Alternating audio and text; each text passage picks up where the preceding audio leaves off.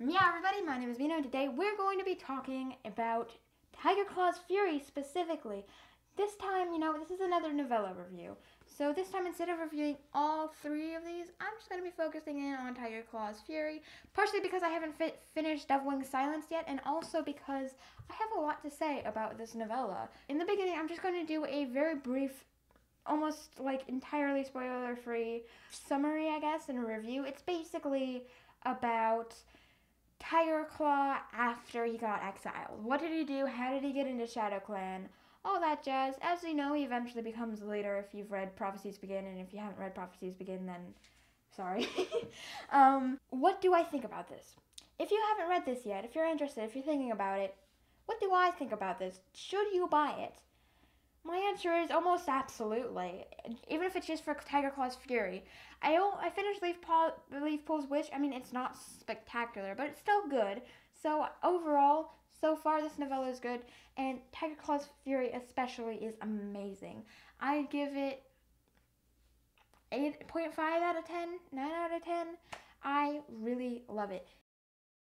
Let's start getting into detail. What are some things that I don't like about it, so I can end on a positive note? All right, first thing.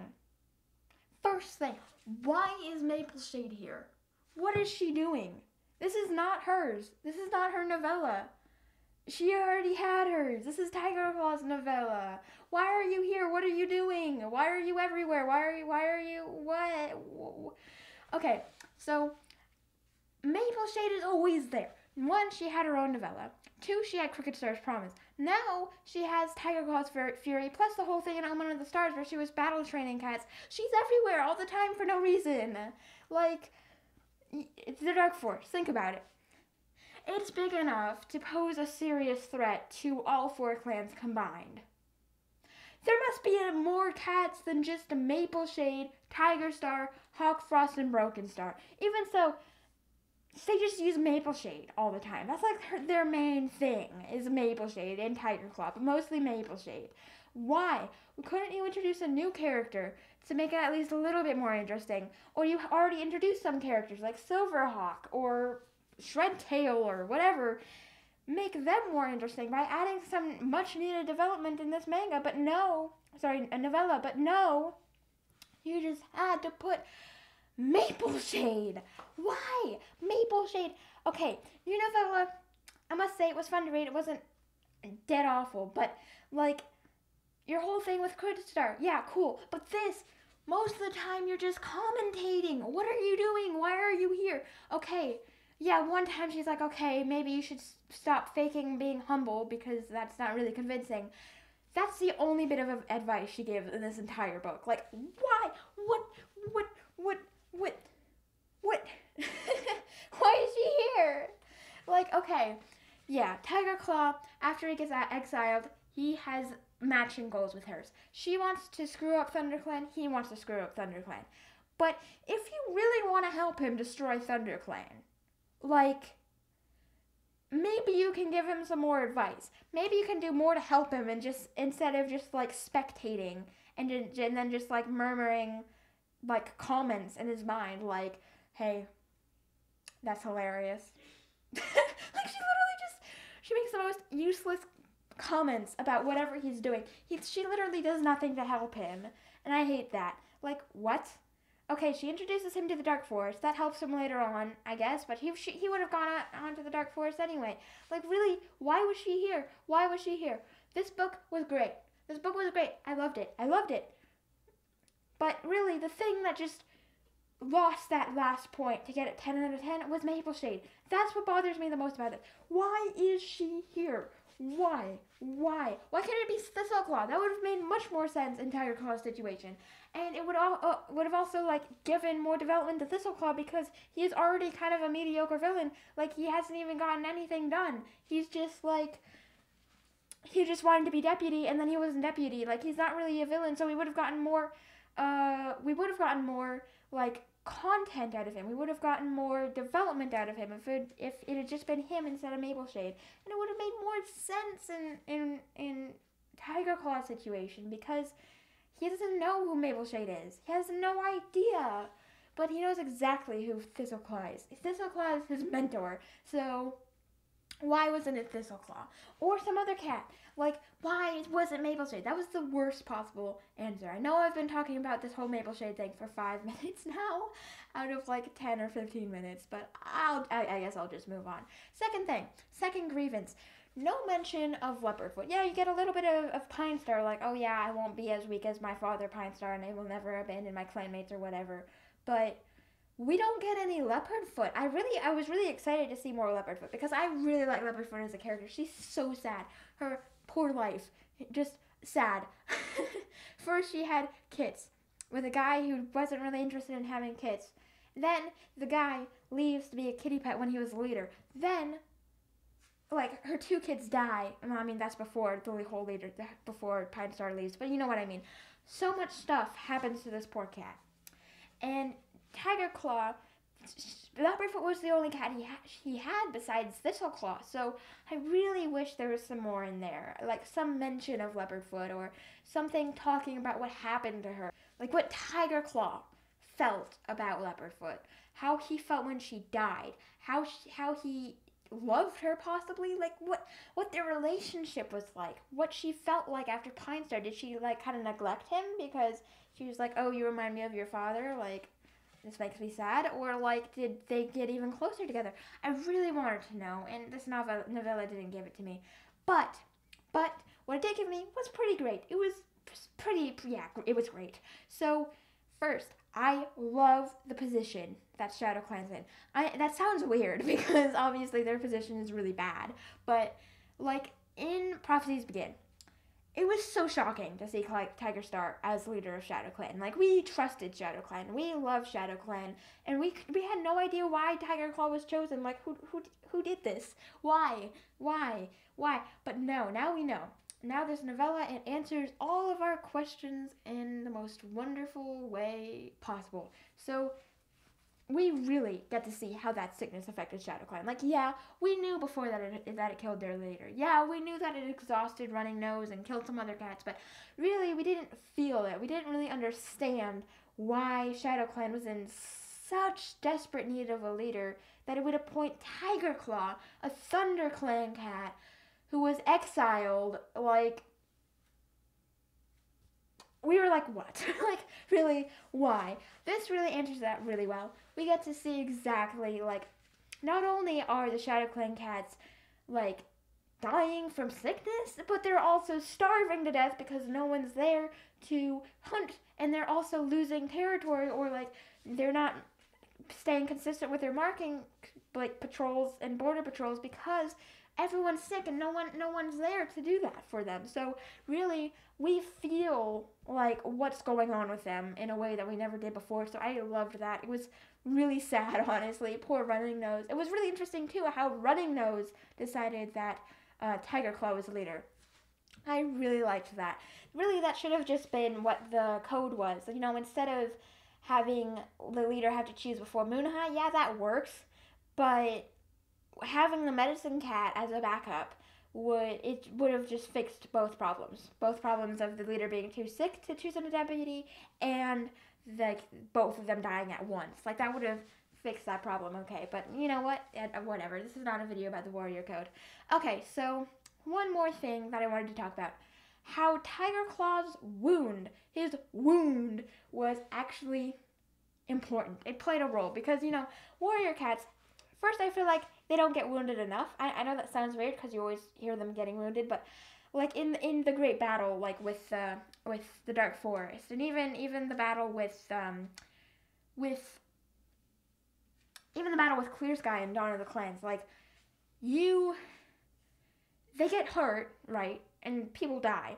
But then their wounds don't really make that much of a difference. Like, if you had a big knife slice down your arm or wherever, you're not going to be able to move for a long time. Like, it's going to really affect the clan's productivity and your own productivity. And it's much a bigger deal than it usually seems to be. And I really like how Tigerclaw's belly wound, not only is it cool because Tigerclaw had a certain other belly wound at some point, but also it's really neat because it really affects what he does and his plans and everything.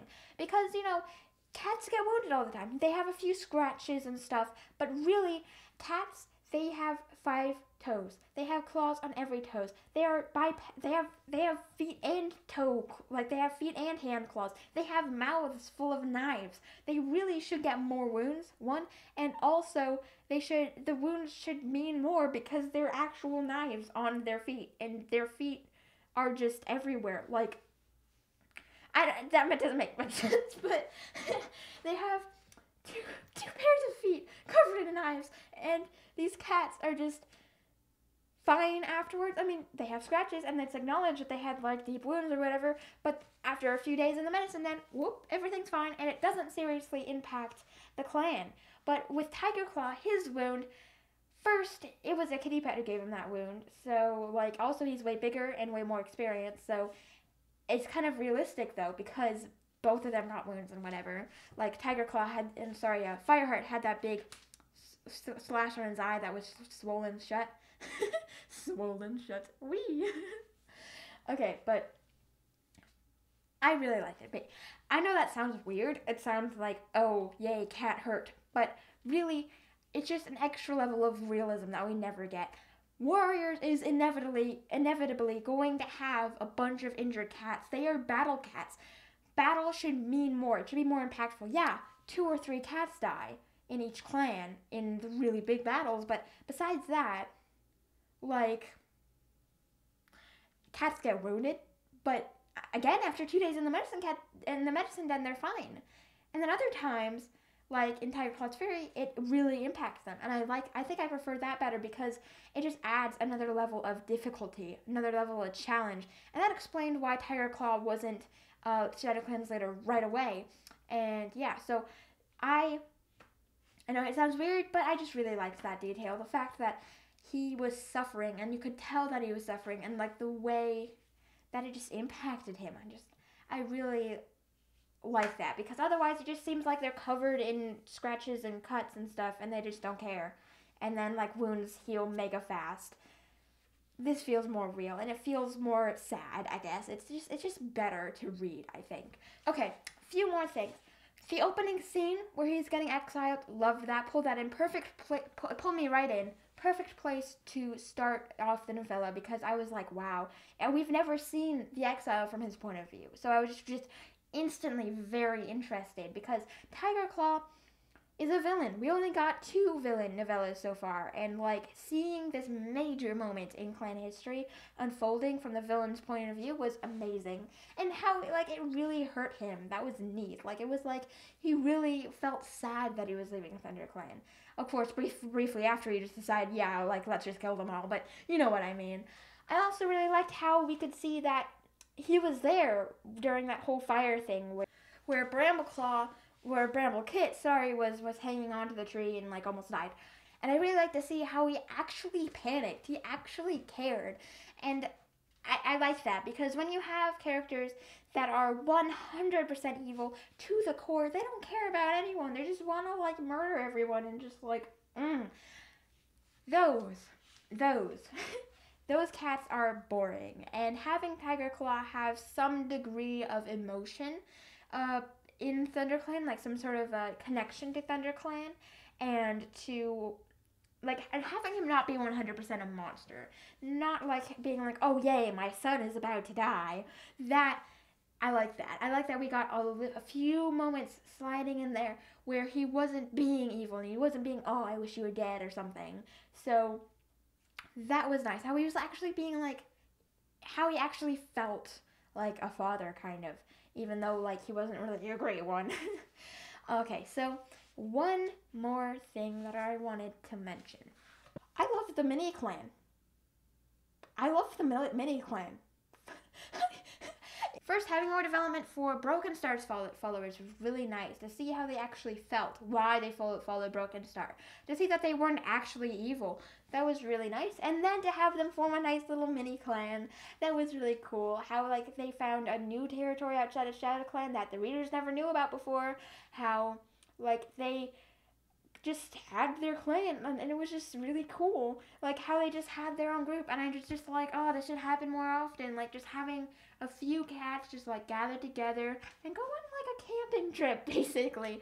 It was kind of interesting because this was a very dark and like villainous novella, but then you have all these supposedly evil camps, just the cats just chilling and hanging out in the woods, hunting, battle fighting, and hunting for their clan, all that jazz. I loved it. It was great. I also loved exploring a new territory in the Old Forest territory, because the Old Forest territory, most of us, we like to say, oh, we know it inside and out, but apparently not. There's a place outside of Shadow Clan territory, just like over there, that is just totally new, totally wild, totally unexplored, unknown by these readers. Like, us readers had no idea this was going on. Like, it was cool to see that this whole new place existed that no one knew of before. Like, really? Did that place get cut down too? Because if not, then couldn't there just be a whole nother land of territories just over there? Because you had this perfectly good territory full of mice with really big, nice, mossy trees, really beautiful and gorgeous, just across the border. So if the two legs didn't cut that down, which is probably unlikely, but if they didn't, you could have just gone over there. So that was it was still just cool. It was cool to see that.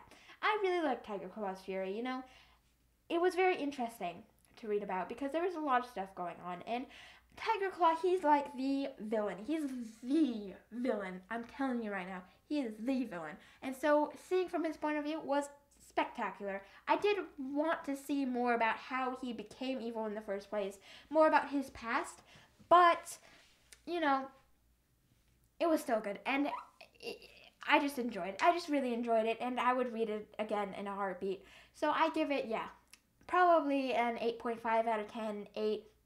Maybe 9 if you're lucky, but just the fact that Mapleshade was there and that we didn't get to see Leopardfoot, that kind of puts it down for me. But yeah, if you enjoyed this episode, please leave a like, comment, subscribe, all that jazz, and I'll see you guys in the next one. Bye-bye!